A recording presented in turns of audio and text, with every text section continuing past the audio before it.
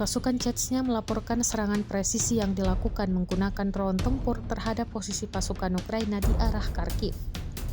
Dalam rekaman video yang diunggah ke kanal Telegram Kadiros 95, Rabu 13 Agustus 2025, terlihat drone militer Chechnya menjatuhkan granat secara bertahap ke dalam lubang parit yang diduga menjadi posisi pertahanan pasukan Ukraina. Ledakan granat di dalam parit tersebut dikatakan menyebabkan sejumlah personel Ukraina tewas di tempat. Chechnya menyatakan bahwa serangan ini dilakukan dengan tingkat presisi tinggi oleh unit UAV di garis depan.